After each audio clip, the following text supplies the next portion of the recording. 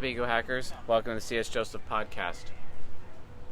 Today's question: how much space should I give an SI inferior? And this is obviously within the context of a relationship, right? How much space do you give an SI inferior? It really comes down to needs versus wants. The thing about introverted sensing is that you'll notice that when introverted sensors complain, and when they complain the most, basically, it's usually not because their choice is being taken away, because if they were an NI user, they'd be complaining about their choice being taken away, their freedom being taken away.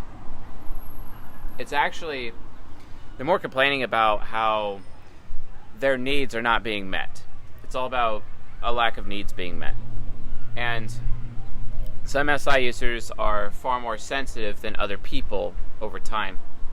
But again, introverted sensors put way more value and way more emphasis on needs instead of wants, whereas an NI user puts wants above needs, basically. And it's especially apparent for introverted sensing inferiors, as well as introverted sensing or introverted intuition inferiors, NI inferiors.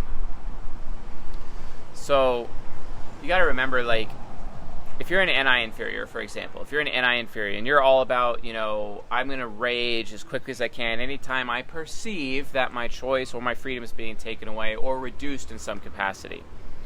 Or if other people are being given a choice, but I myself am not being given a choice, so that's going to cause me to become angry, right?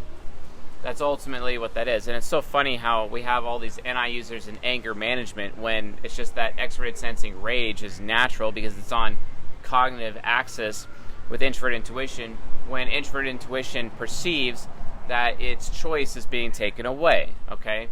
So all those people in anger management probably actually should not be in anger management. What they should be in is choice management, so they can understand how to make more responsible choices so that when their choices are made, they do not cause negative fallout or consequences for other people, right? Then they wouldn't be in anger management. Conversely, the people closest to these NI users in their life also need to be educated on choice management to always give these NI users choices. Do you want to go to bed now, or do you want to go to bed in 5 minutes? See, they made the choice, right? That's all they want. They just want a choice. You give it to them. Well, SI inferior, if you look at it from the lens of NI inferior, where you have max rage for any perceived, meaning that they can be indignant. Indignance means that, hey, if I'm perceiving maltreatment, I'm going to react negatively to you, even though I didn't spend time verifying whether or not you were actually treating me poorly.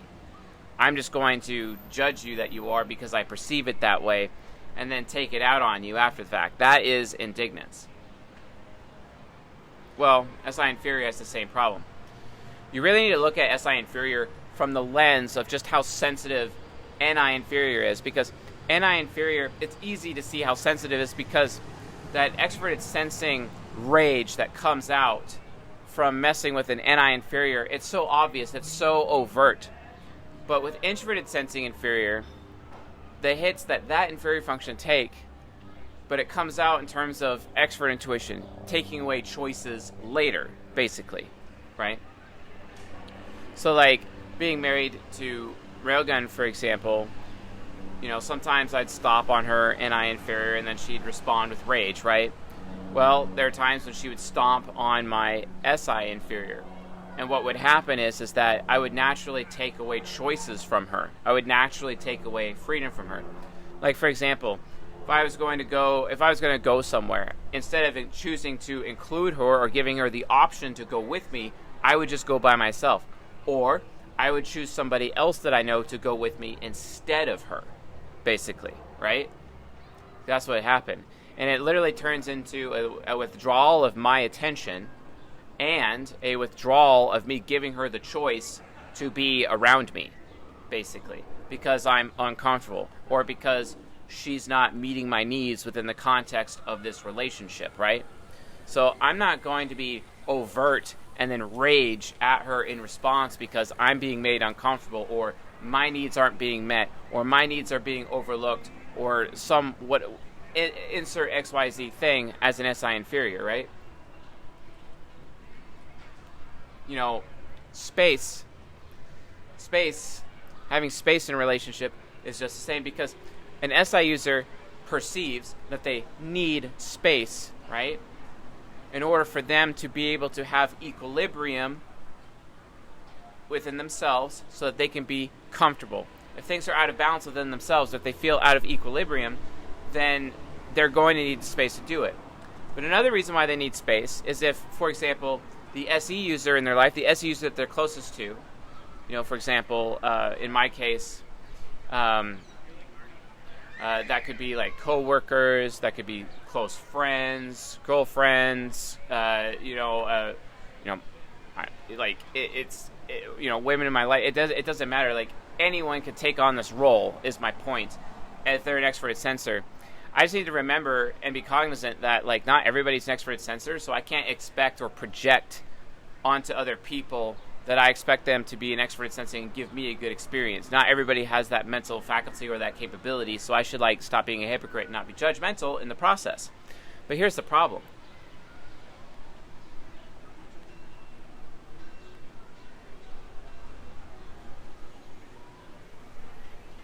Oftentimes, we aren't really even aware of why we say what we need and that we need it. It's still ultimately a need, right? And saying, and so oftentimes we say, or as an SI inferior, oftentimes we say we need space, we make the claim that we need space, not because we need space, but it's because the extroverted sensor just is clueless in terms of how to make us more comfortable, or how they can meet our needs. And it's especially hard, for example, if I'm SI inferior and, but I'm also extroverted feeling child, it makes it really hard to have, relationships with Templar types, for example, close relationships with Templar types, because the Templar types often, they have a hard time keeping track because they don't have the extroverted thinking. They have a hard time keeping track of the things that I need, the things that make me comfortable.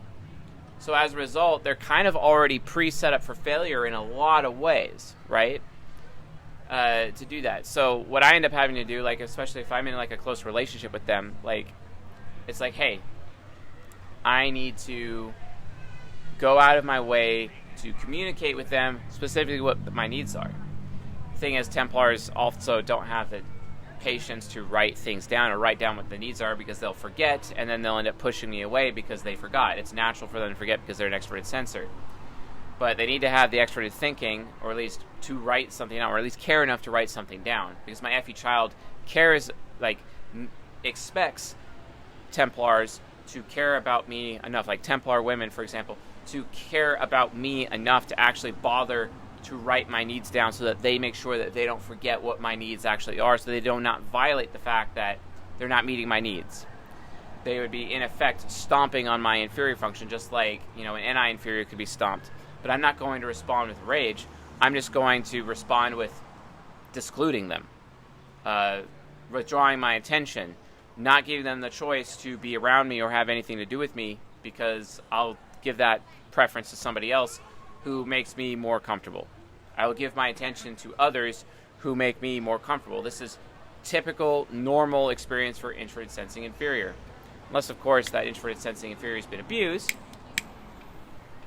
which sucks to be them, because sometimes they have a hard time saying no, and it's easy to obligate them. See How to Social Engineer ENTPs, Season 21, Episode 8.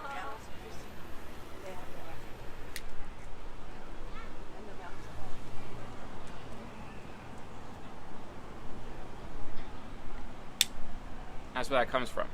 Watch that episode so you can get educated. So, this ends up presenting a problem, a lot of problems. Sometimes SI inferior doesn't even know what they need, just as much as NI inferior doesn't even know what they want. So you can oftentimes feel set up for failure anyway on that thing. So if you're an SI inferior, you need to go out of your way to communicate. But if you're an SE user with an SI inferior, you need to go out of your way to communicate even more. One of the most annoying things in relationships that I have had to deal with This goes for friendships too, not just sexual relationships. It's like INFJs, for example, in my life. And I have to say also ESTPs. So the lust types of the Soul Temple, ESTPs and INFJs, as these Templars, they really, really struggle because they don't ask questions. They don't want to find out. They actually kind of naturally expect you to provide them input and to give them that input on a silver platter. But I have extroverted thinking critic. I'm not really going to be providing input. And I need to feel wanted with my extrovert intuition hero, which means it's on them to actually come to me and ask me what I need. That makes me feel wanted. That is their responsibility. It is not my responsibility. Naturally, I could improve my relationship potentially, and by telling them how, yes, here's how you can meet my needs. But if they're not going to take the time to actually ask, and if they're just going to assume that it's supposed to be done a certain way, maybe because they're projecting ENFP on me, or they're projecting ISTJ on me, who knows? Because that happens all the time. That projection is a huge problem. It's annoying. They need to learn how to understand me for me. And that starts by asking. And they have a hard time understanding because TE critic and TE trickster are the TE function is the function of understanding. So they have very low capacity to understand anyway. So maybe they should just at least use their TI to inquire and ask questions. But then they got to go even further because, like, for example, if I am at least cognizant enough of myself to actually like use my FI trickster and explain how I feel to coincide with what my needs are as an SI inferior, if I have the presence of mind to do that, because not every ENTP would. I have that because I am an unconscious developed, unconscious focused ENTP, UDUF according to my octagram. Okay. So because that's my nurture, I'm actually capable of using my FI trickster and actually far more capable to convey what my feelings actually are compared to, other ENTPs out there, right?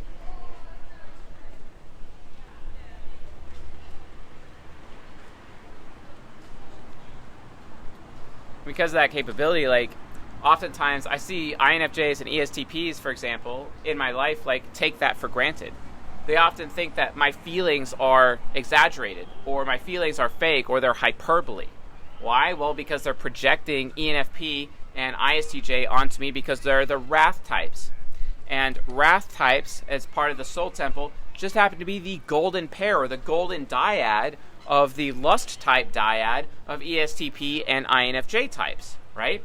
So they're projecting wrath on me, and wrathful types do exaggerate their feelings. They're all about grandstanding and exaggerating their feelings and hyperbole when it comes to their feelings, but not me. So they often assume that.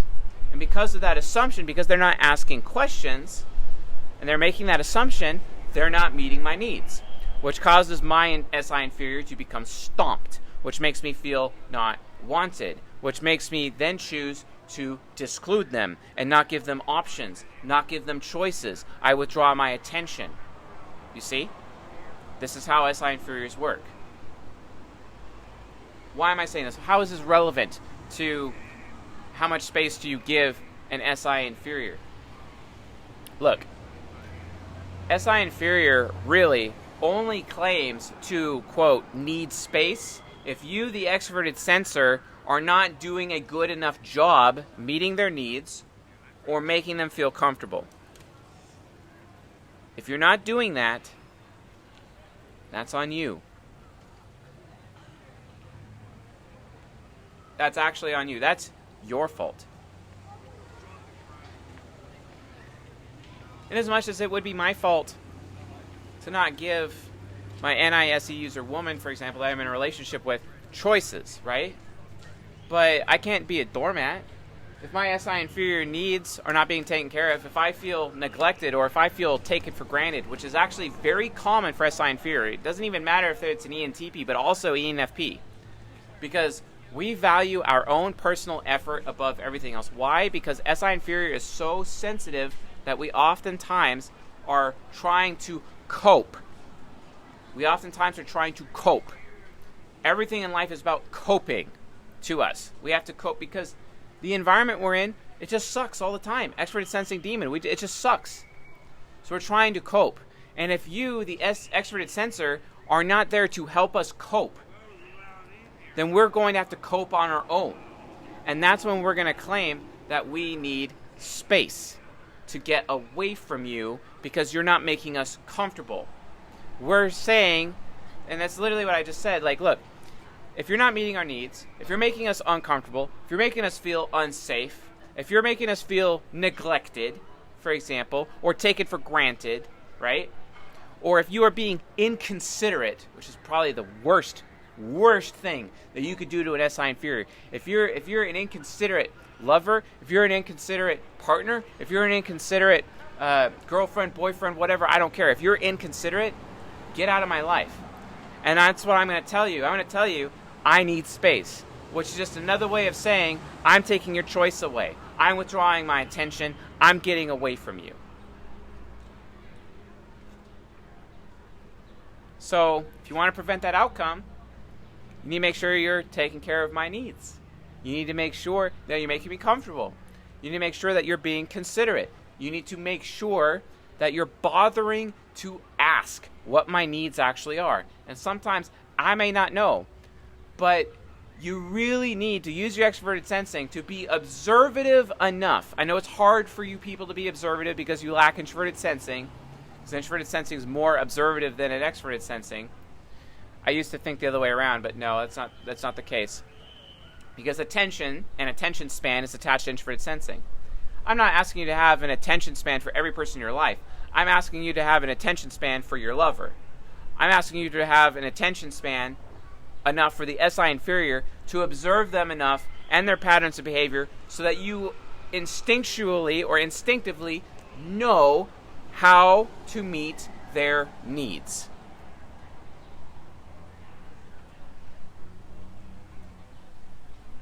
If you can't do that, your relationship's going to fall apart. Especially like if you're dealing with like an SI inferior man. If you're dealing with an SI inferior man, like this is how you cause them to just withdraw from you, and you're a woman, and the first woman that makes them more comfortable than you, she's going to get the attention. What do you think is going to happen? Or if it's an SI inferior woman, an SI inferior, they are hardcore all about loyalty. But here's the thing, though. Like, if you're consistently failing and their NE can see that you have a pattern of behavior where you're failing to be considerate, you're failing, you're being neglectful on a consistent basis, which means they have 3 to 4 different instances that are very close together, maybe over the last week, maybe the last 2 weeks, maybe the last month, where you're treating them that way. First woman that comes along, she's going to poach your man. She's going to poach your SI inferior. You better watch out. Or if it's an SI inferior woman, her hypergamy is going to get going, and it's like it's funny. I've watched SI inferior women with their hypergamy, and they're with alpha dudes. I have literally watched them go to betas because the betas are actually better at meeting their SI inferior needs than the alpha men. I actually have a very close ISTP friend of mine whose hoe of an ENFP wife literally screwed 2 other dudes at church because he was so alpha that he became neglectful over her needs, and she actually left him for beta males. This is actually one of my biggest critiques of the red pill, because the red pill really underscores the value of beta males and the beta side of a woman's hypergamy. All the men out there are being programmed to thinking that they gotta be just alpha and that's good enough. And I'm like, no, you gotta do both at the same time. And no, I'm not saying be purple pill. That's crap. Purple pill to me is 50% alpha, 50% beta. That's wrong. Reality, or proper red pill, is 100% alpha, 100% beta, simultaneously. You do not deny your own masculine idealism. That's what I think. That's my interpretation. Because here's the thing. If you don't think that alphas don't get cheated on, yeah, they do. Because those alphas aren't taking care of them SI inferiors. You might want to watch out for that. That's a huge problem. Pay attention, folks. You really need to pay attention. Okay? Look at the consequences of what's actually happening around you. So yeah. Like, that's what happens. If an SI inferior is telling you they need space, it's because you have failed as an extroverted sensor. It's really that simple. Because there's really no reason for an SI inferior type to tell you that they need space. Because if you're doing your job, they don't need space. If you're bringing to the table what you should be bringing to the table in the context of your relationship, then they'll always want to have you around. They'll be happy to shower you with their attention and their loyalty and all these amazing things. They will stick around even when you fail. But if you're constantly failing, and failing in areas that negatively impact their SI inferior, and you have a pattern of behavior of 3+ instances, they're going to start withdrawing their attention. And then you're going to have to actually make up for the past failures on top of the potential future failures, because you're going to start falling behind. And you may not be able to catch up. Is that really how you want to live your life? Do you really want to take your risk doing that?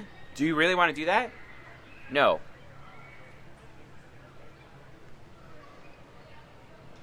Song of Solomon, chapter 5, verse 6. You actually get to see Solomon, who's an ENTP, King Solomon, with his ESTP wife, and his ESTP wife was neglectful of him, took him for granted. She literally refuses to have sex with him, and she refuses him 3 times, multiple times. His any hero gave her multiple chances. She refused. He's knocking on her door. She refuses, and then finally she's like, okay, yeah, fine, I'll do it. She gets up out of bed and is going to let him in, but he's not even there anymore. He's already moved on. His SI inferior is like, no, screw this, I'm out. And then all of a sudden, he's got a 1,000 woman harem. You know, that girl, his ESTP girl, you know, his desert flower, his Egyptian princess that he married, you know, she was supposed to be his soulmate, right? His little soulmate myth, right? There ain't no such thing as soulmates, as he learned. And boom, 1,000 woman harem. 700 wives, 300 concubines, or is it 300 wives and 700 concubines? I have no clue. That man had such a huge harem, and like, what do you expect? Well, his needs were not being met, and he was disrespected. She was inconsiderate. She neglected him. She took him for granted, okay? And he loved his ESTP. He loved his tomboy ESTP Egyptian princess so much. So much so that he went against all of his advisors and everyone in his nation and everyone close to him and alienated them because he loved her so much. And his so-called queen treated him like that? Really? Don't be like her. I promise you it won't go well. It won't go well for you if you're a woman. I promise you. Anyway, folks, I think I've hammered and beat this dead horse enough, so thanks for watching and listening. I'll see you guys tonight on the Discord.